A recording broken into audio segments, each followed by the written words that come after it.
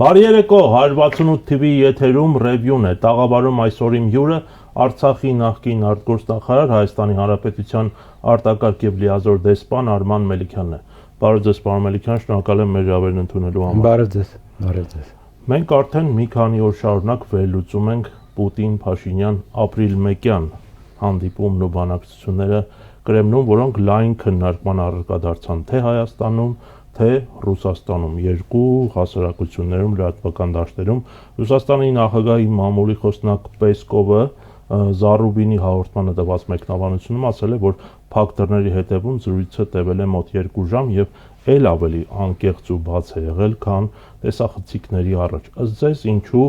Ռուսաստանի նախագահը որոշեց դեռ մինչև բանակցությունները փաստորեն սկսվելը տեսախցիկների առաջ բարձրաձայնել բոլոր այն հայտնի խնդիրներն ու փոխադարձ դժգոհությունները, որոնք կան երկկողմ հայ-ռուսական հարաբերություններում եւ որն էր ըստ ձեզ այս հանդիպման հիմնական թեման իրականում, որն էր մեխը եւ ինչ էր ձեր կարծիքով Պուտինը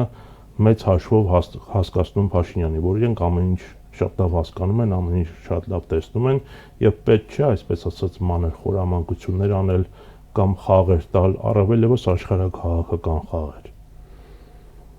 Դե գիտեք, ես կարծում եմ, որ սա ավելի շատ Փաշինյանի նախընտրական նշանակություն ունեցող կարևորագույն հանդիպում էր եւ այստեղ մի կողմ թողնենք նրանց զրույցի բովանդակությունը, պետք է հասկանանք, թե այդ զրույցի բաց մասը, որը նաեւ փակ է քննարկվել եւ ավելի անկեղծ է եղել, ինչ ազդեցություն է ունեցել Հայաստանի հանրության վրա եւ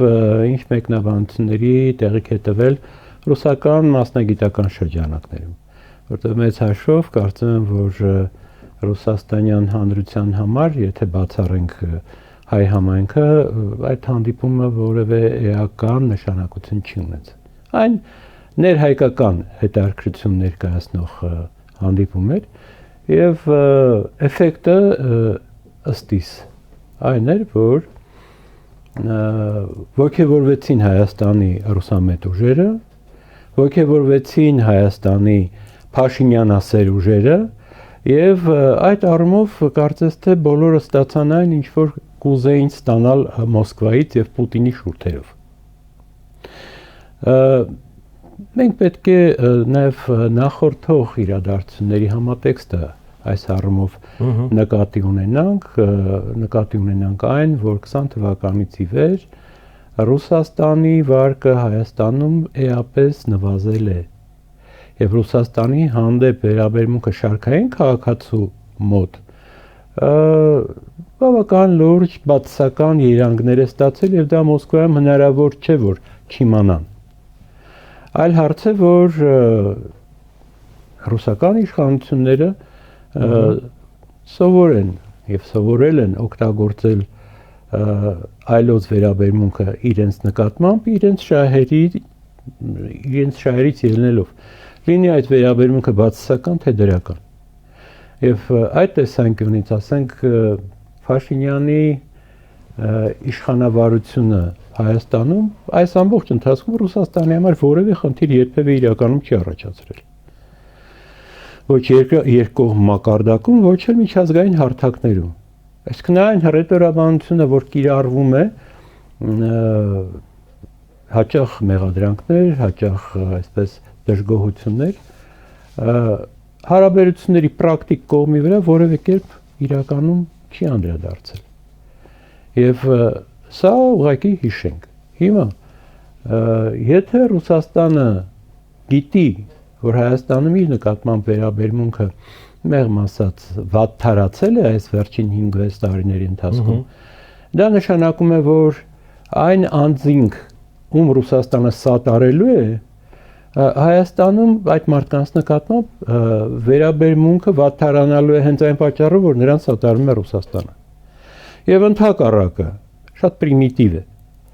բարձունակ բան է։ Երբ տեսանելի է, որ Ռուսաստանը խոսքերով դժգոհ է Փաշինյանից եւ անգամ ստորացնում է Փաշինյանին բոլորի աչքի առջև, Սա կարող է ավելացնել Հայաստանում Փաշինյանի, եթե չասեմ համակիրների, ապա պրակտիկ աջակիցների թվականակը, հենց միայն այն պատճառով, որ նրան ստորացնում է նախագահ Պուտինը։ Այսինքն դու կարծում ես, որ դա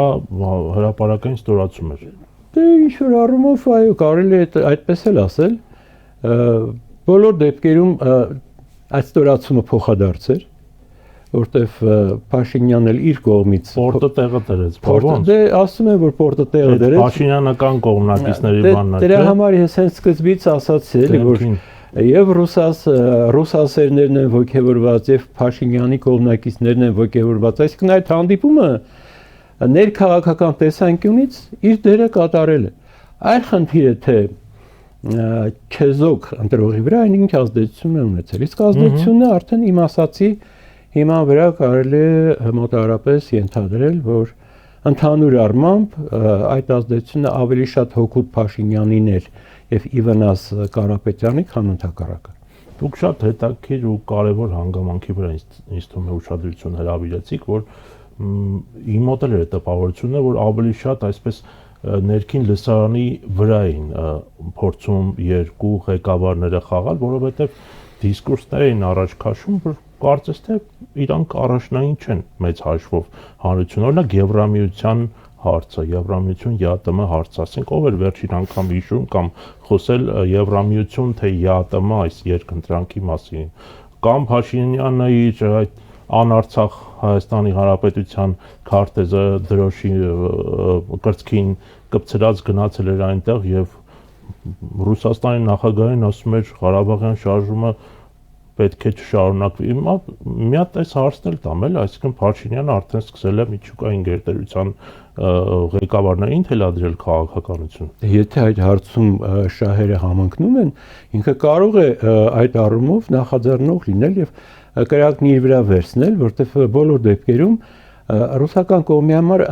ամենևին ցանկալի չէ, որպեսզի Հայաստանում Ռուսաստանը ընկալվի որպես Արցախը կործանող գերուժերից հիմնականը։ Եվ այդ է պատճառը, որ նրանք փոխադարձաբար Արցախի կործանման մեղքը դրեցին միմյանց վրա։ Եվ երկուսն էլ իրավաց են, որտեղ մեծ հաշվով միասին են այդ խնդիրը իրենց այս կոնկրետ այս հանգուցալուծմանը հասցրել։ Կարգին հաղորդման հայտնի անեկդոտի նման, հա, որ ծանոթ չեմ, բայց դե երկու պարավ եւ կին զիջում են միմյանց հետ, մեկը մյուսին ասում է բոշա,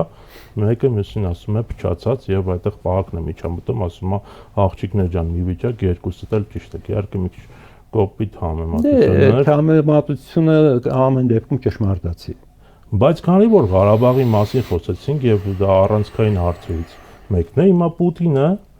Փաշինյանին ասում է, որ պրետենզիաները, դժգոհությունները ՀԱՊԿ-ի հետ կապված տեղին չեն, քանի որ այն բանից հետո, երբ Պրահայում 2022 թվականի Ղարաբաղը ճանաչեցիք Ադրբեջանի մաս, ՀԱՊԿ-ի կողմից կոռեկտ չէ լինի միջամտել ներադրբեջանական բառացիորեն, այսպես է ասում, չափում ստացած process-ին։ Իսկ Փաշինյանը արդարանում է, որ այո, մենք դա արել ենք, բայց դա արել ենք այն բանից հետո, եւ Ռուսաստանի բարձրագույն ղեկավարությունն է երկու անգամ այդ մասին խոսել, այսինքն հայտարարել է, որ Ղարաբաղը Ադրբեջանի մաս է, իհարկե նա Պուտինն ասում էր բառացիորեն, որ Հայաստանը չի ճանաչել Լեռնային Ղարաբաղի անկախությունն ու սուվերենությունը, իսկ դա նշանակում է եւ այլն եւ այլն։ Հիմա մենք բոլորս էլ գիտենք, որ մեր դժգոհությունը Ղարաբաղի, Արցախի հետ կապված եւ մասնավորապես 2023 թվականի իրադարձությունների հետ կապված ոչ թե ՀԱՊԿ-ից է, այլ ռուս խաղապահներից է, հա, ռուսական խաղապահ զորամիավորներից է։ Մյուս կողմից Փաշինյանը ասում է, որ դե գիտեք դուք որ արեցիք, սա ինչ արգումենտ է, մենք էլ ստիպված ճանաչեցինք։ Հիմա միմյանց էին հիմարի տեղ դնում, թե մեզ։ Մեծ հաշվով մեզ, որտեվ իրականում ինչ կապ ունի Հայաստանը ճանաչել է Արցախի անկախությունը, թե չէ։ Դա Ռուսաստանի սուվերեն իրավունքներ Արցախի նկատմամբ վերաբերմունքը քաղաքական մակարդակում իրավաբանորեն ձևակերպած ներկայացնել միջազգային հանրության։ Այսինքն մեծ հաշվով իրականում Արցախը Ռուսաստանի փոքրիկ դաշնակիցն էր Հարավային Կովկասում։ Եվ այդ առումով Ռուսաստանը բազմից ակնարկներ արել այդ մասին տարբեր քաղաքական գործիչների շուրթերով։ Հետևաբար կապել Արցախի կործանումը Հայաստանի կողմից նրա անկախությունը չճանաչելու հետ առնվազն կոռեկտ չէ։ Այսինքն դա Ռուսաստանի իրավունքն է որոշել Արցախը անկախ է թե չէ եւ պայմանավորել այդ անկախության ճանաչումը Հայաստանի վերաբերմունքով ամենևին էլ ճիշտ չէ։ Ռուսաստանի նախագահի որոշումը ՄԱԿ-ի անվտանգության խորհրդի որոշում չէ, որ ասես Ռուսաստանի կամ Ամերիկայի նախագահները այսպես են հայտարարել, մենք էլ հետեւաբար նույնն էլ վերաբերում է Փաշինյանի հայտարարությանը, այսինքն ի՞նչ կապ ունի Ռուսաստանի ղեկավարը ինչ է հայտարարել։ Դու եթե ունես քո քաղաքականությունը եւ իրականում Արցախը ճանաչելու նպատակ ունես, դիրք ճանաչի, ինչ ես պայմանավորում այդ ճանաչումը կամ Արցախի իրավունքների պաշտպանությունը Ռուսաստանի վերաբերմունք։ Ես հասկանում եմ, Ռուսաստանը դիտարկում էր որպես իրական երաշխավոր է։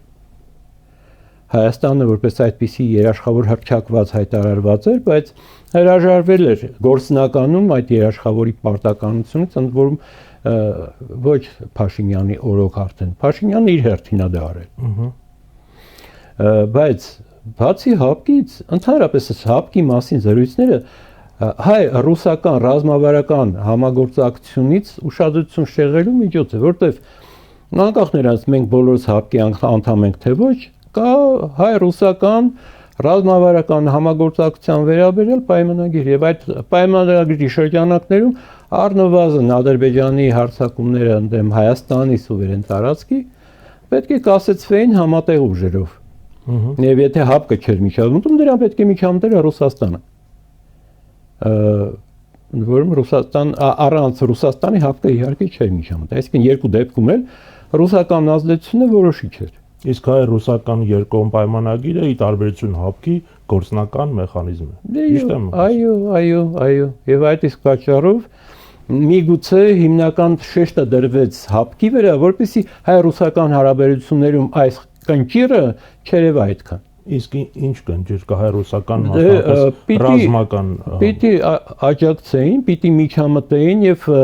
չմտնեին հապկի հետ միասին տնտղեին օգնենք, չօգնենք, այս անենք, այն անենք, որպես ռազմավարական դաշնակից տարածքային ամբողջականության խախտման պարագայում պիտի Ռուսաստանը մտներ գործի մեջ պատերազմական միջոցներով առանց երկար բարակ այս կոմեն ընկնելու։ Իսկ ես ճիշտ եմ հիշում, որ Հայաստանը դիմել էր թե Ռուսաստանին երկկողմ ձևաչափով, թե հապկին 2021-22 թվականի ագրեսիաների ժամանակ։ Ես հիմա չեմ կարող ստույգ ասել, բայց անգամ եթե չէր դիմել, պարտավորություն դա պարտականություն էր, որ պիտի հավանաբար կատարվեր, հատկապես որ Հայաստանի տարածքում էր գործում նաև Ռուսաստանի ռազմակայանը, դրա նաև ռազմաօդային ուժերի ստորաբաժանումը, որ տեղակայված է ոչ թե Գյումրիում, այլ Երևանում եւ այլն, այսինքն այստեղ իրական իրավիճակից հարցը շեղելու լավ միջոց էր նաև այդ երկխոսությունը։ Մարդիկ իրար վրա մեղքը բարթեցին, քաշվեցին գրաղ, Արցախն էլ այնտեղ կործանվեց։ Բայց դա, եթե չլիներ իրենց այդ ցուցադրական հակակրանքով լցված գործնականում համագործակցությունը, գուցե Արցախը առ այսօր էլ պահպաներ իր գոյությունը ինչ որ ձևով։ Ռուսաստանը կարծում եմ, որ 16 թվականից գործնականում վերանայեց իր շահերը հարավային Կովկասում եւ իր շահերի վերանայման համատեքստում դիտարկեց Արցախը Ադրբեջանին հանձնելու հնարավորությունը եւ հաշվարկեց դրանց բխող հավանական օգուտները։ Օգուտները կարծում եմ, որ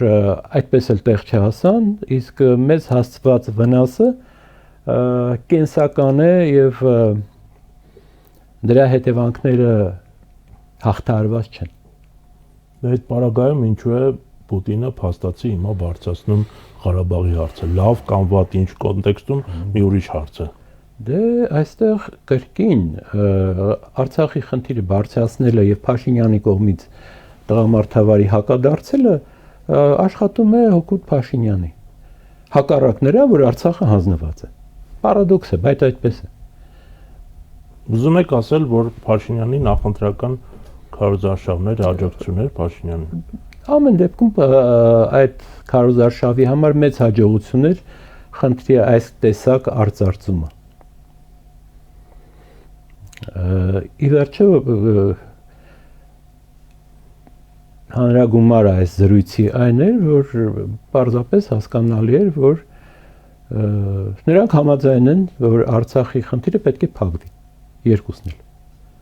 Ուղղակի Պուտինը ասում է՝ մի կապեք դա մեր հետ, բայց Փաշինյանն էլ որոշեց, որ պետքա կապի այս անգամ։ Ես այստեղ մեջբերում անեմ հենց Պեսկովից, որը այդ нышված հարցազրույցում է արել. Единственное, чего хочет президент Путин и чего хочет Россия, это чтобы при обсуждении данного вопроса нас в очередной раз не упоминали, так как это целиком решение того руководства, которое находится у власти в Ереване. И Россия здесь абсолютно ни при чем. Այսինքն Ռուսաստանն ասում է, որ միակ բանը, որ իրենք ուզում են, որ Ղարաբաղի հարցի կամ մեղավորների փնտրտուքի ժամանակ Ռուսաստանի անունը հերթական անգամ չտան, իրենց չհիշատակեն, դա իրենց որոշումն է։ Թե նրանց մեծագույն ցանկությունն է։ Եվ ավելին ասեմ, ես կարծում եմ, որ Ղարաբաղի հարցը առհասարակ փակելու եւ Ռուսաստանի կողմից վանելու այս մոտեցումը կանդրադառնա նաեւ Ղարաբաղյան խնդրի եւ պայքարի հետ կապված եւ այժմ ընտրություններին մասնակցելու հայտ ներկայացրած քաղաքական ուժերի վրա եւ իթիվս երևի թե առաջին հերթին հավանաբար Ռոբերտ Քոչարյանի դեմ ուղղված քայլ է դա եղել, որովհետեւ Արցախյան հարցի փակելը եւ Ռուսաստանի կողմից իրենից այդ հարցը վանելը եւ մոռացության մատնելը, այդ պահանջը ներկայացնելը հարվածում է այն մարդկանց եւ գործիչներին, ովքեր սերտորեն փոխկապակցված են եղել Արցախյան հիմնախնդրի հետ եւ հիմնախնդրի լուծումն էլ ինչ որ ձևով փոխկապակցել են Ռուսաստանի հետ։ Պարոն Մելիքյան, եթե ասենք ամփոփենք Արցախը կորցնելու կամ Արցախի օկուպացիան 2023 թվականի հարձակման հետևանքով մեղավորներին կամ ովքեր էին մեղավոր պատճառի վերջո որն էր, որովհետև մի կողմից ռուս խաղաղապահներին են մեղադրում, մյուս կողմից Փաշինյանին, որը Պրահայում ճանաչեց Արցախը Ադրբեջանի կազմում։ Ռուս խաղաղապահները ի վերջո մեղավոր ում մեղքն է, այսինքն այդ մեղադրանքներից որն է ավելի իրավացի, ավելի արդարացի։ Ես արդեն ասացի, նրանք երկուսն էլ եւ ռուսական կողմը եւ գործող հայաստանյան իշխանությունները կիսում են պատասխանատվությունը տեղի ունեցածի համար։ Ընդ որում, եթե չասեմ դա ուղղակի փոխգործակցություններ, ապա կասեմ, որ դա անուղղակի փոխգործակցություններ եւ ամեն մեկը ստացավ այն, ինչ ուզում էր։ Թե Հայաստանի իշխող վերնախավը, թե Ռուսաստանը։ Դա այլ խնդիր է, որ եթե խոսում ենք մեղավորների մասին, ապա դա շատ ավելի երկար պատմություն է եւ դա հետևանք է այն բանի, որ Հայաստանը եւ Արցախը հրաժարվեցին քաղաքականություն վարելու իրենց իրավունքից եւ ստատուս քվոյի հավերժության մասին խոստումներին հավատալով պարզապես մարդիկ սկսեցին զբաղվել իրենց անձնական գործերով առանց մտածելու այն մասին, որ Արցախի եւ Հայաստանի անվտանգության ապահովումն չի կարող հիմնվել նույնիսկ ամենամտերիմ դաշնակցի ինչ-ինչ խոստումների վրա, առավել եւս որ տեսնում ես, որ այդ դաշնակից թշնամուտ է զինում։ Իսկ այդ թե ինչ պետք է արվեր, դա բոլորովին այլ խոսակցություն է եւ այդ մասին կարելի է խոսել փակ լսարաններում եւ այն մարդկանց հետ, ովքեր որ իրականում պատասխանատվություն են կրել եւ կրում են այսօր եւ կկրեն վաղը կատարվածի համար։ Ավելի շատ ինքներս մեզ պետք է մեղադրենք։ Առաջին հերթին ինքներս մեզ պետք է մեղադրենք, որովհետև քաղաքականություն վարելուց հրաժարումը ստեղծում է ռազմաքաղաքական վակուում, որը դատարկ չի մնում։ Այդ դատարկության մեջ ներխուժում են օտար շահերը եւ օտար շահերով պայմանավորված վնասակար եւ մեզ համար թշնամական գործողությունները։ Իսկ մենք մեզ անպաշտպան թողեցինք, բաց հետույքով շրջվեցինք աշխարհին, Աշխարհն էլ համապատասխան կերպով արձագանքեց մեր այդ պահվածքին։ Մեր դաշնակիցներով հանդերձ։ Իսկ այսինքն եթե ավելի առարկայական բովանդակության մասին խոսենք, հա, Պուտինի եւ Փաշինյանի եւ այն խնդիրների, որոնք բարձրաձայնեց Ռուսաստանի նախագահը։ Մի կողմից այդ տեսակետը կա, որ, չգիտեմ, տեսախցիկների առաջեր կամ ցուցադրություններ եւ այլն, բայց Օվերչուկի հաջորդ օրվա հայտարարությունները, որ եթե այսպես գնա, Ռուսաստանը կարող է վերանայել Հայաստանի հետ տնտեսական հարաբերություններ, այսինքն այս ամենը բավական ծանր հետևանքներ կարող է ունենալ։ Ես կարծում եմ, որ Օվերչուկի հայտարարությունները կարելի է հանգիստ դրանց կողքով անցնել։ Օվերչուկի հայտարարությունները կոչված էին ամրապնդելու այն էֆեկտը, որը գոյացավ Փաշինյան-Պուտին հանդիպումից։ Օվերչուկը քաղաքական բնույթի հայտարարություններ արեց, որոնց հեղինակը լինելու կարծում եմ, որ իրական իրավասությունը չուներ։ Նա կոնկրետ պրակտիկ տնտեսական ոլորտի վերահսկումը իրականացնող փոխվարչապետ է, որը այդ կարգի քաղաքական հետևանքների մասին երևի թե չարժի որ խոսի, որտեղ դրա պատասխանատուն նա չէ։ Նա կարող է պարզապես ինչ-որ հրամաններ կատարել, եթե այդպիսիք լինեն, բայց օդ ծածանելու համար Օվերչուկը շատ հարմար երևույթ էր։ Այսինքն նրա ասածների համար Ռուսաստանը պաշտոնապես պատասխանատվություն կարող է չկրել եւ փակ կուլարային պայմաններում ասել լավ, այստեղ ոչ մի խնդիր չկա, բայց մեր ընտրողի վրա ազդելու առումով եւ Փաշինյան-Պուտին հանդիպման արդյունքում ծնված վերաբերմունքը խորացնելու առումով Օվերչուկի այդ ելույթները իհարկե ազդեցիկ էին եւ ներգործուն, այսինքն մեծ հաշվով նա էլ ավելացրեց Փաշինյանին սատարելու պատրաստ մինչ այժմ չկողմնորոշված մարդկանց քանակը։ Իսկ Ռուսաստանի նախագահը ինչու էր Հայաստանի ներքաղաքական process-ների մասին մի քանի անգամ հիշեցնում, հիշատակում, ընտրություններ, ռուսամետ ուժեր, դրանով ինչ էր փորձում հասկացնել։ Դե արդեն մեր զրույցի սկզբում ասացի, նա ոչ թե ուզում էր հասկացնել Փաշինյանին, այլ կոնկրետ տրամադրվածություններ հաղորդում հայաստանցի ընտրողներին, Հայաստանի քաղաքացիներին, որոնք Ռուսաստանի նկատմամբ այս վերջին տարիների ընթացքում ձևավորված բացասական վերաբերմունքը ավելի հիմնավոր կարող են համարել եւ ըստ էության սատարել Փաշինյանին, հակառակ նրան, որ Պուտինը ասում է ես սատարում եմ օրինակ Կարապետյանին կամ Վարդան Ղուկասյանին, որը բանտարկված է։ Այսինքն սա հակառակի էֆեկտն է, որը նույնպես կարող է դիտարկվել որպես այո, ըստ էության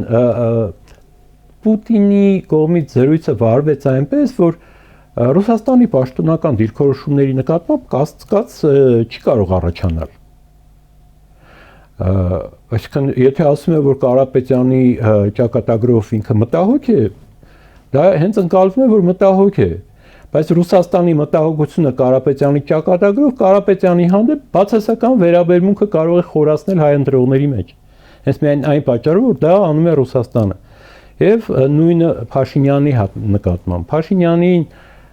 կշտամբել, ստորացնել Փաշինյանին ձայն տվողների քանակն է ավելացնում, քանի որ դա անում է նախագահ Պուտինը, որտեղ Ռուսաստանի հանդեպ բացասական վերաբերմունքը, որը խորացման միտում ունի, սա է հուշում։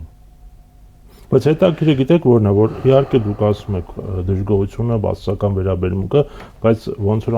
անգլերեն ասում for the wrong reason, հա, սխալ պատճառներով, այսինքն պատճառները ուրիշ են լինում, այսինքն այլ պատճառով են այդ դժգոհությունները լինում եւ խնդիրը սխալ հասկանալու պատճառով է։ Մենք խոսում ենք քաղաքական գիտությունների մեջ չխորացած շարքային քաղաքացու մասին, որը առաջնորդվում է իր տեսածով, լսածով, զգացածով, իմացածով, իր ներքին համոզմունքներով եւ վերջին տարիների իրադարձությունները Ռուսաստանի նկատմամբ հայաստանցի քաղաքացու վերաբերմունքը սասանեցին եւ այդ վերաբերմունքը սկսեց վատթարանալ ընդ որում բավական արագ։ Եվ դա չի նշանակում, որ Ռուսաստանի նկատմամբ վատ վերաբերմունքը լավ վերաբերմունք է ինքնին նախատեսում Փաշինյանի նկատմամբ։ Բայց երբ որ գալիս է ընտրության պահը, Ռուսաստանի սատարած տեխնացուին թե չսիրված Փաշինյանին աջակցել, նժարը կարող է թեքվել հօգուտ Փաշինյանի եւ դա հաշվարկելի է։ Այս կարգի զրույցները այդ առումով պատահական լինել չեն կարող։ Իսկ միգուցե հաշվարկված էֆեկտի խնդիր կա։ Իսկ միգուցե Կրեմլի ղեկավարը հասկանալով, որ բոլորը արդեն բաց խաղաքարտերով են խաղում, ինքն էլ արդեն բաց խոսում, այսինքն բոլորը ռեալ պոլիտիկ դաշտի մեջ են մտել եւ մի կողմ են թողել այդ բոլոր դիվանագիտական միջազգային իրավունքի նորմերը։ Տեսեք, ռեալ պոլիտիկը շատ լայն հարցերի շրջանակի մասին է։ Երբ որ այդ լայն շրջանակի ընտրված հարցերն են դրվում ուշադրության կենտրոնում, հետևաբար նպատակը հենց այդ հարցերի նկատմամբ սևեռել շարքային քաղաքացու ուշադրությունը, շեղելով մնացածներից։ Ասենք նույն հապկի խնդիրը հայ-ռուսական հարաբերություններից ուշադրությունը շեղելու միջոց է։ Իսկ մեր համար առանցքային հենց հայ-ռուսական ռազմավարական հարաբերություններն էին, որոնք փոխարինվեցին հապկի մասին ինչ-որ զրույցներով։ Հապկը, որը դեռ որևէ պրակտիկ գործողություն, բացի Ղազախստանում խրդժությունների ժամանակ պահակային ծառայություն իրականացնելը, ուրիշ որևէ բան չի արել։ Մեծ հաշվով ռազմական օպերացիա էլ չէր։ Դե հենց այդ։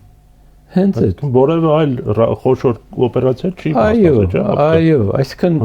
նա ով որ իրականում կարող էր ու պետք է դա աներ, նա մնաց ստվերում, առաջ մղվեց հապկը, որ ընդհանրապես կապ չունես ամեն ինչի հետ։ Գոնե իր կազմակերպչական բանի տեսանկյունից, թե ինչա գրված այնտեղ կանոնադրության մեջ, դա այլ հարց է, բայց ունակ չէ այս կարգի գործողություններ կատարել։ Դրանք կոչված էր Ռուսաստանը, Ռուսաստանի զինված ուժերը, որոնք որ քաղաքական նկատառումներով գործի չդրվեցին։ Ունենք հիմա այն ինչ ունենք։ Եվ այդ տեսանկյունից նախագահ Պուտինը ընդհանրապես այդ գործիքը անկեղծ խոսելու սովորաբար կիրառում է։ Այլ հարց է, որ այդ անկեղծ խոսակցությունը խնդիրների ամբողջ շրջանակը չի ներառում է այն խնդիրները, որոնք ռուսական կողմը նախընտրում է բերել դնել ուշադրության կենտրոնում եւ լուսաբանել։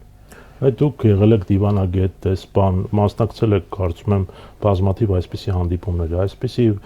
պրոտոկոլից դուրս նմանատիպ դեպքեր շատ են լինում։ Դե գիտեք ինչ, կրկին կախված է նրանից, թե երկկողմ հարաբերություններում ինչպիսի խութեր, դժվար պահեր կամ ընդհանուր ուշադրությունից դուրս պահելու կարիք ունեցող փոխգործակցության դրվագներ կան։ Որտեվ ամենայլ պարտադիր չէ, որ այդ հանդիպումների բաց մասը եւ փակ մասը նույնական լինեն։ Իսկ երկաթուղիների հարցը ի դեպ որը չանդրադարձան, բայց շատերը կարծում են, որ հիմնական խնդիրներից մեկն է։ Ես չեմ կարծում, որ հիմնական խնդիրներից մեկը երկաթուղին է, որովհետև երկաթուղու հարցը հիմնականում կապված է Թրամփի ուղու հետ ավելի շատ, իսկ Թրամփի ուղին առայժմ ուղղակի թղթի վրա գրված մի բան։ 1 րոպե լռությամբ հարգենք հիշատակը։ Չեմ կարծում, որ նա ոչ կենթանի է, ոչ մեռած, թողնենք կոմայի մեջ առայժմ։ Բայց մենք տեսնում ենք, որ Թուրքիան դեպի Նախճեվան Հայաստանի տարածքաշրջանցող երկաթուղի է կառուցելու։ Այդպիսի ամենայն դեպս նպատակ կա դրված եւ միգուցե այնքան անգամ սկսել են դա կառուցել։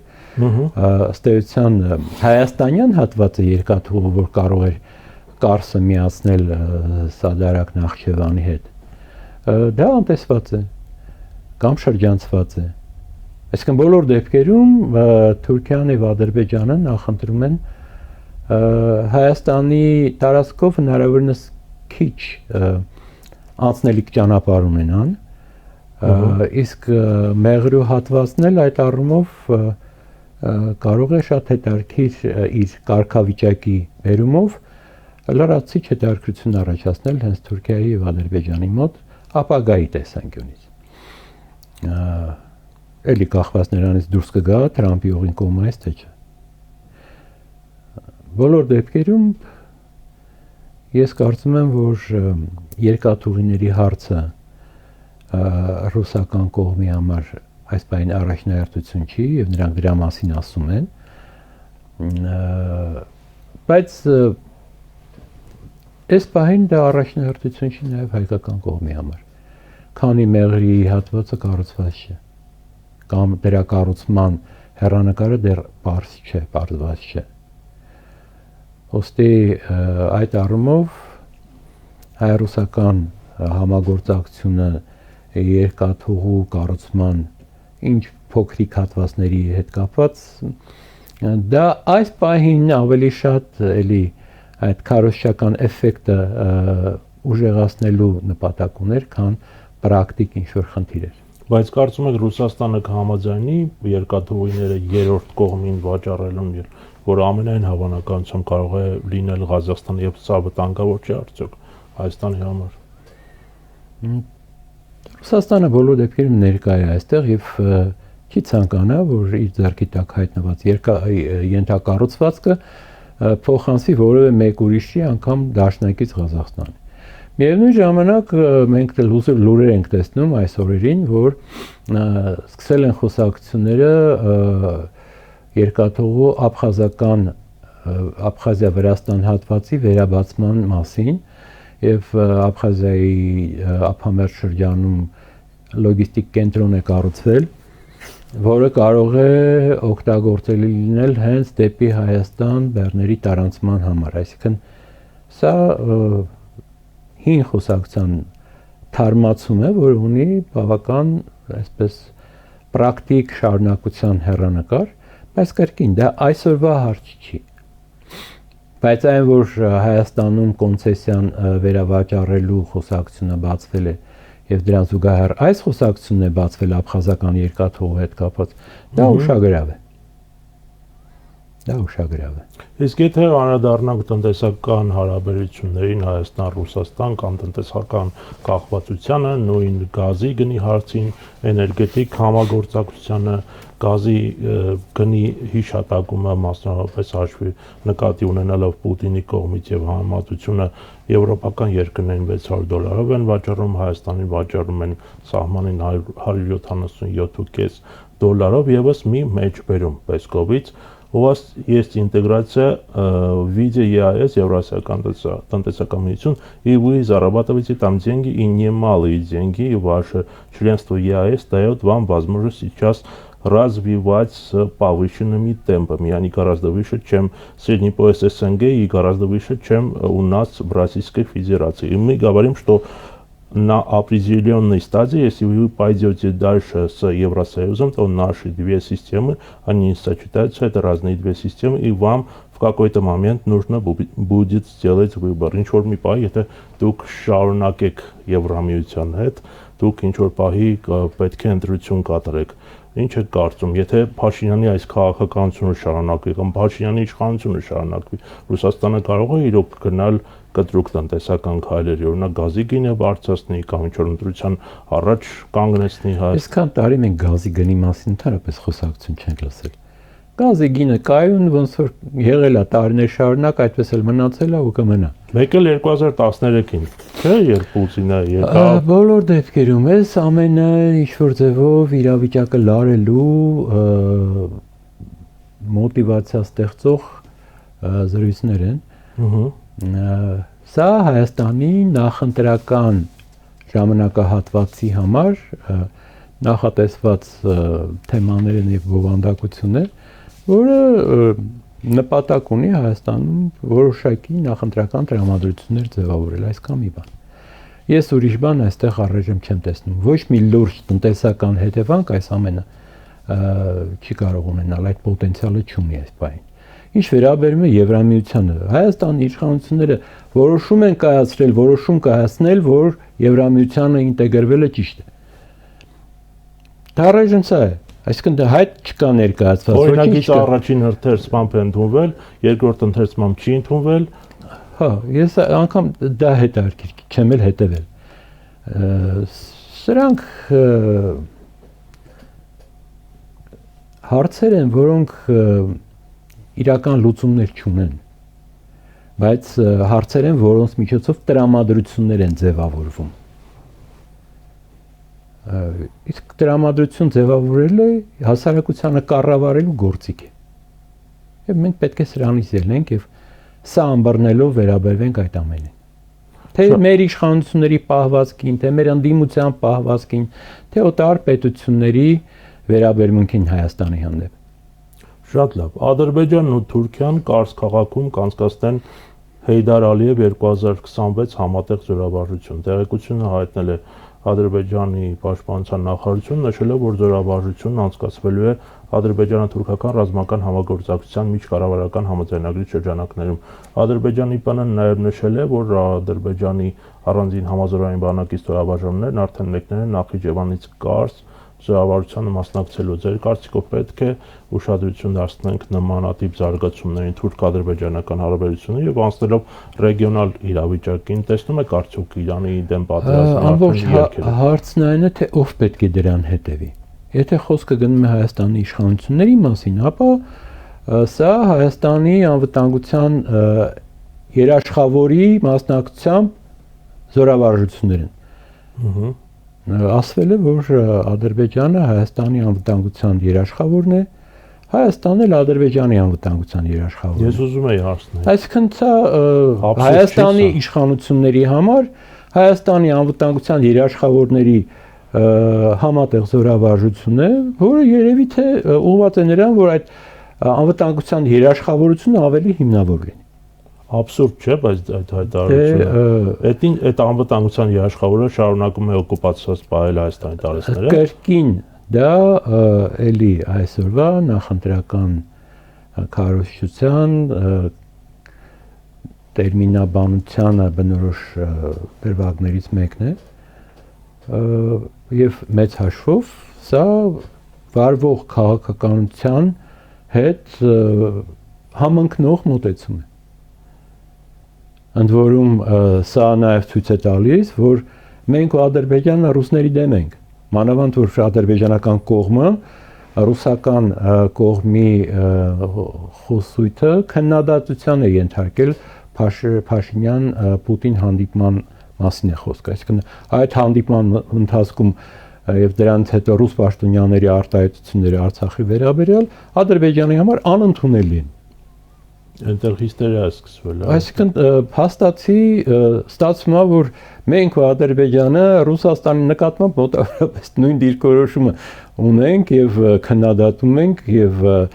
դեմ ենք Ռուսաստանի իմպերիալիստական քաղաքականությանը, գաղութարար ու փաստորեն մենք իրար երաշխավոր ենք Ռուսաստանը հայտնի չի ինչ, որը Ղարաբաղի հարցը օգտագործում էր որպես լծակ, թոք մեր վզին գծած։ Դե օգտագործում էր, դա ճիշտ է, բայց իրական ճշմարտություն կա, բայց իրական քաղաքականության հետ այդ ամեն ինչը քիչ առնչություն ունի, այսինքն մենք ոնց չենք վարել քաղաքականություն, այնպես չենք էլ վարում։ Մեր նկատմամբ վարվում է քաղաքականություն։ Մենք մեզ հարմարեցնում ենք առայժմ ուրիշների վարած քաղաքականությանը։ Պարոն Մելիքյան, իսկ այս հայտարարությունը, որ բազմիցս կրկնում է Նիկոլ Փաշինյանը, որ Ղարաբաղյան շարժումը չպետք է չշարունակվի, ի թիվս նաև մետրոյում տեղի ունեցած արցախցի կնոջ հետ տեղի ունեցած այդ միջադեպի, դուք դրանց ինչպես եք վերաբերում, այն հայտարարությանը, որ Լևոն Տեր-Պետրոսյանն է հայ ժողովրդի ներքաշել Ղարաբաղյան ավանտյուրայի մեջ, ինչպես եք վերաբերվում։ Փաշինյանը այն անձն է, այն քաղաքական դեմքն է, որը առարկայորեն որի օրոք Հայաստանը եւ Արցախը պատերազմական պարտություն են կրել եւ նա ամեն գնով պետք է արդարացնի իշխանության մեջ մնալը, վարչապետ լինելը, որովհետեւ եթե նա զրկվի իշխանությունից, ես կարծում եմ, որ անձնապես վտանգված կլինի իր կյանքը, իր մտերիմների, հարազատների, իր հետ ճանապարհ անցած քաղաքական դեմքերի կյանքը, որովհետև դա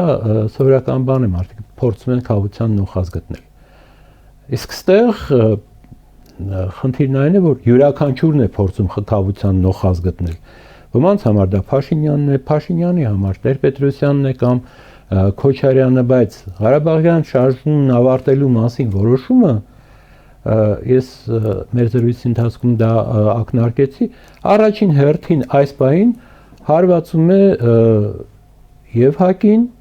եւ Ռոբերտ Քոչարյանին որպես Արցախի նախկին նախագահ եւ Արցախյան շարժման ակտիվ մասնակից ժամանակին։ Այսինքն այդ հայտարարության միջոցով ներքաղաքական դաշտում չեզոքացվում են անձինք, որոնք կարող էին Ռուսաստանից աջակցություն ստանալ, բայց քանի որ Ռուսաստանն էլ է ուզում Ղարաբաղյան հարցը փակված համարվի, նրանք այդ աջակցությունը իմ կարծիքով չեն ստանա։ Իսկ Փաշինյանը կզրկվի իշխանությունից ձեր կարծիքով ընտրությունների արդյունքում։ Ես այդքան առաջ չընկնեմ, դատելով ամեն ինչից արտաքին աջակցությունը Փաշինյանի մեծ է, ընդ որում այն իրականում եւ Ռուսաստանից է գալիս, եւ Ադրբեջան Թուրքիայից է գալիս, եւ Եվրամիությունից ու Միացյալ Նահանգներից է գալիս, այսինքն արտաքին աջակցության պակաս այս պահին Փաշինյանը չունի։ Իսկ նրան տապալելու ներքին ռեսուրս արդյոք ունեն ընդդիմադիր ուժերը բավարար ռեսուրս։ Ես այս պահին ասել չեմ կարող, որտեվ այդ ռեսուրսը դեռևս այնքան չի դրսևորվել, որպեսզի հնարավոր լինի, որ ես գնահատեմ այդ ռեսուրսը որպես որոշիչ եւ հարց լուծող։ Բայց չպետք է մենք ամեն դեպքում արձանագրենք, որ որոշիչը Հայաստանի քաղաքացին է եւ նրա քվեն է, ինչքան էլ ուզում է Թուրքիան, ուզում է Ամերիկան հայտարարեն իրենց ֆավորիտը Նիկոլ Փաշինյանն է։ Դա այդ խնդիրը այսպես ասենք, տեսականորեն այո այդպես է, բայց Հայաստանի քաղաքացին մինչև ընտրական տեղամաս գնալը իր ձայնը արդեն ներքուստ պատվիրակում է ինչ որ քաղաքական ուժի։ Ընդհանրապես 15 թվականի այս մեր նոր սահմանադրությունը վերածեց Հայաստանը կուսակցապետերի պետության, ոչ թե նույնիսկ կուսակցությունների, այլ կուսակցապետերի, որովհետև որպեսզի մարդը զբաղվի քաղաքականությամբ պետք է անցնի որևէ կուսակցության պետի թրի տակով։ Իսկ այդ թրի տակով անցնելը ենթադրում է, որ պետք է ինչ-որ երաշխիքներ տա, որ նա կլինի հեզ եւ հնազանդ, չունենա կուսակցապետից տարբեր կարծիք, այսինքն մեծ հաշվով մեր քաղաքական դաշտը կրտված է եւ այդ առումով քաղաքացին եւս իր իրավունքներում լիարժեք գործելու հնարավորությունից է զրկված։ Ոստի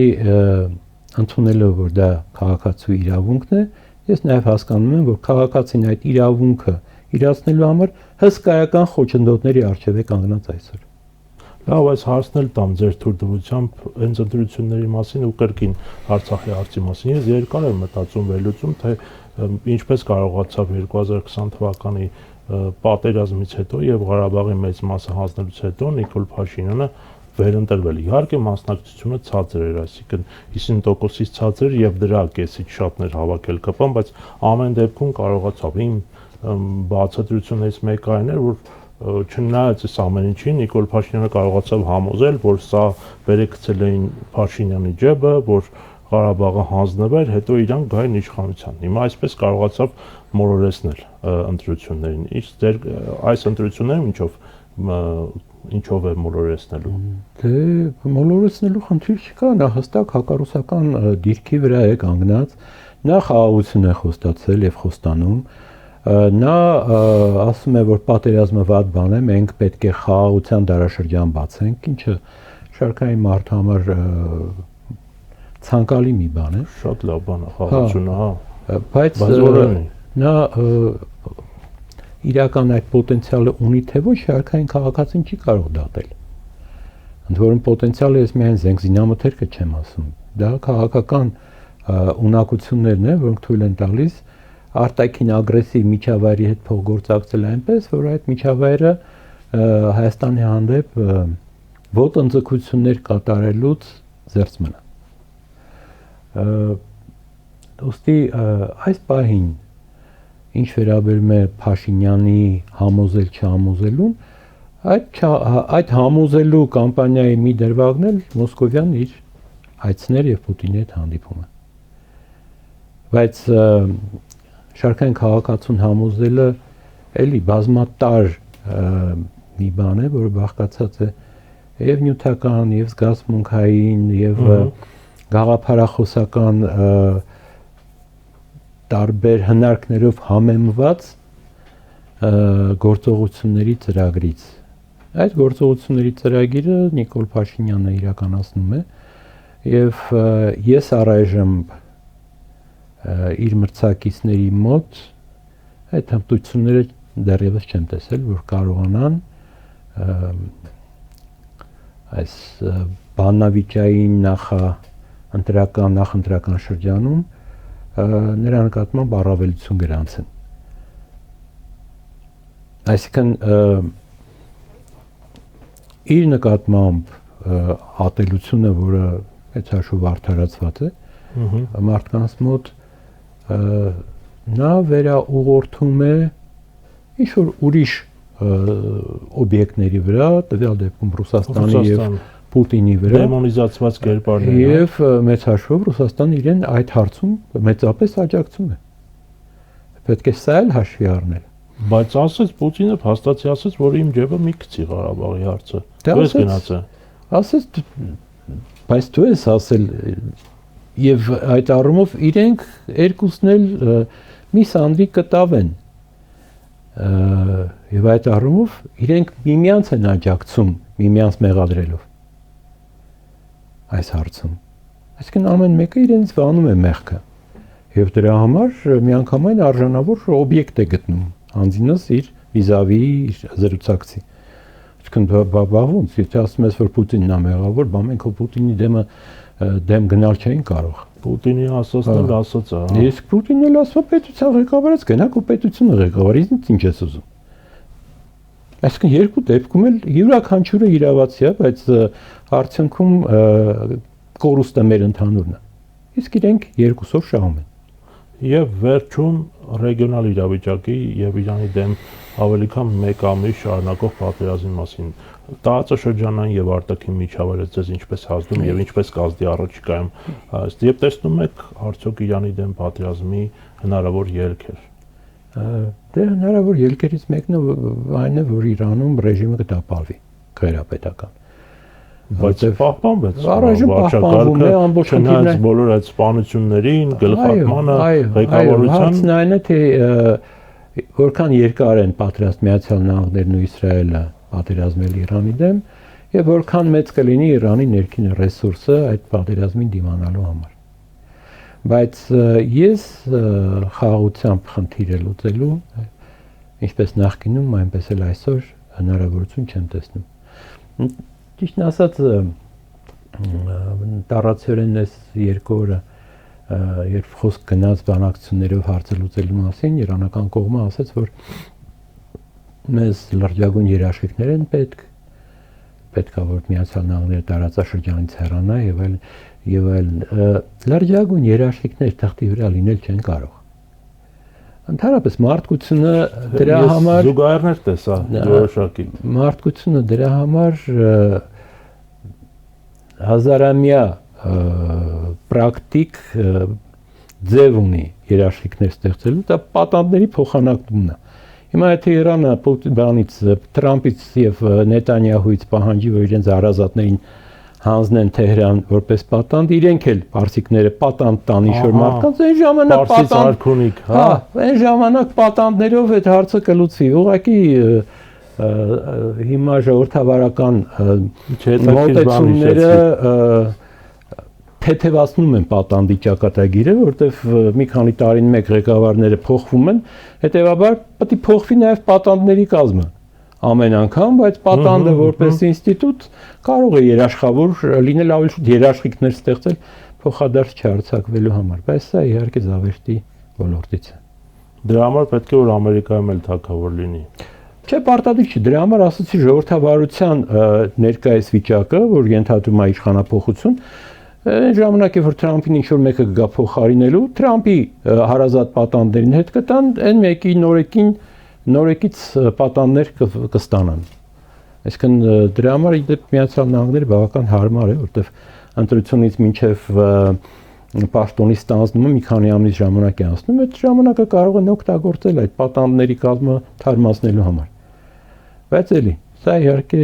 դարակատակ է, որտեղ կողմերից ոչ մեկը դրան չի գնա։ Պարոն Մելիքյան, փաստացի, այսինքն կարող ենք մենք արդեն իսկ արձանագրել հստակ, որ չնայած այն բանի, որ Իրանը քաղաքական, ռազմաքաղաքական մեծ կորուստներ կրեց, հենց առաջին իսկ օրը սպանվեցին Իրանի գերագույն առաջնորդը եւ բազմաթիվ հրամանատարներ, բայց իշխանության վակուում չառաջացավ եւ կարողացան պետական համակարգի կայունությունը պահպանել եւ հետագա աշխատանքը։ Եթե Իրանը կարողանա ամբողջական դուրս գալ այս պատերազմից եւ իր պայմանների գոնե ինչ-որ մի մասը կատարվի, թեև փորձագետները միջազգային շատ նշում են, որ ըստ էության անհնար է, որ չգիտեմ, պատժամիջոցները վերացվեն եւ այլ ռազմաբազաները դուրս գան եւ այլն, բայց դա կփոխի ձեզ տարածաշրջանում ուժերի հարաբերակցությունը։ Այդ հարաբերակցությունը արդեն իսկ փոխվում է, բայց ես ցավոք ձեր նկարագրած տարբերակի հեռանկար այս բան չեմ տեսնում։ Կամ Իրանն է պարտվելու, կամ Միացյալ Նահանգներն ու Իսրայելը։ Այստեղ բոլորի համար ընդունելի ելք ես չեմ տեսնում այս բանին։ Շնորհակալ եմ հետաքրքիր զրույցի համար։ Ես եմ շնորհակալ հրավերի համար։